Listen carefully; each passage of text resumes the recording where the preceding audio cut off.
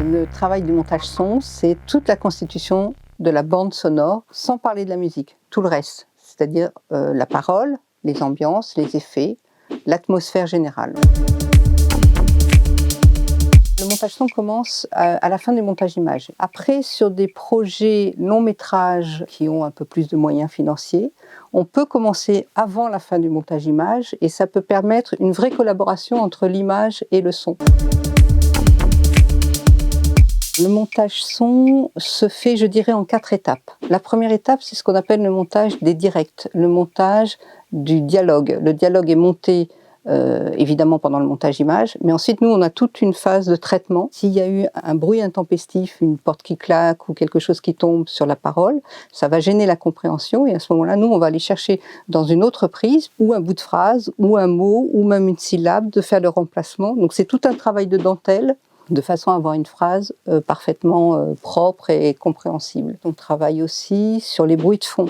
Une séquence qui est tournée au bord de la mer, par exemple, il va y avoir un bruit de fond qui va être gênant et avec certains logiciels comme ça nous permet de réduire ce bruit de fond et donc, encore une fois, d'avoir une parole plus propre.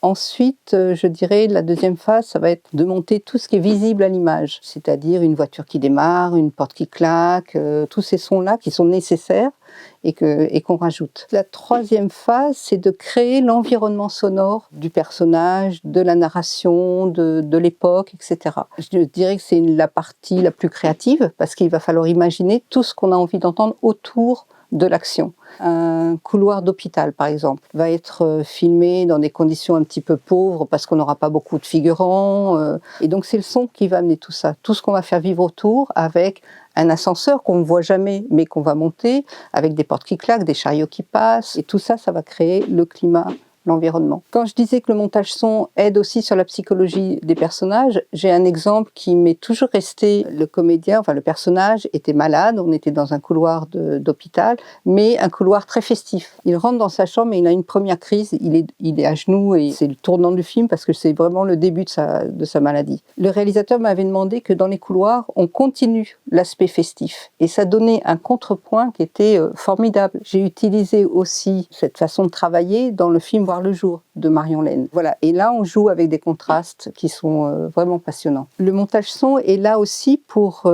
aider le montage image. C'est-à-dire que si dans un montage image, on a des ellipses, il va falloir les marquer au son. Et c'est le son qui va faire la différence, qui va permettre, par exemple, de passer du jour à la nuit. On va jouer sur le silence, on va jouer sur la rupture de quelque chose. Donc voilà, on joue comme ça sur des éléments sonores qui donnent ce que j'appelle une dynamique. La quatrième partie du montage son, c'est une autre partie créative qui est très proche de la musique, c'est le sound design. On a la possibilité de créer des atmosphères, mais qui sont vraiment de la création pure qu'on fait avec des logiciels, des atmosphères qui vont donner un sentiment ou d'angoisse, de peur, ça peut être la solitude, ça peut être...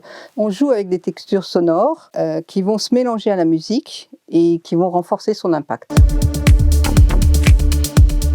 Ma sonothèque, elle est constituée d'abord de tous les sons que j'ai cumulés au fur et à mesure des films. Et puis, de plus en plus, j'enregistre moi-même les sons dont je vais avoir besoin. Là, par exemple, comme le prochain film que je fais se passe dans le milieu équestre, je suis allée dans un centre équestre pour enregistrer le plus possible de présence de chevaux. Je détermine ça en fonction du scénario. C'est toujours un bonheur après d'aller monter les sons qu'on a soi-même enregistrés parce qu'on sait tout de suite comment les placer et c'est vraiment très, très intéressant.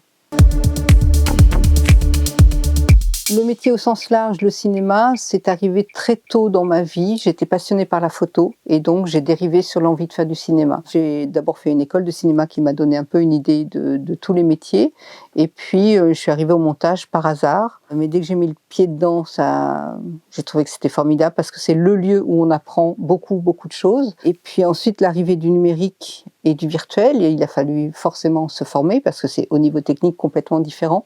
Et donc, j'ai fait des stages financés par l'AFDAS, j'en ai fait plusieurs. Et puis, au fur et à mesure du travail, puisque chaque film est une nouvelle expérience. L'Alhambra parce que j'ai reçu l'invitation pour l'inauguration en 2018. J'avais une réalisatrice qui était en recherche de financement. Je lui en ai fait part en lui disant peut-être que ça pourrait intéresser ta production de venir travailler ici. Et l'affaire s'est faite entre la production et le studio, et moi j'étais partante évidemment pour faire le montage ici.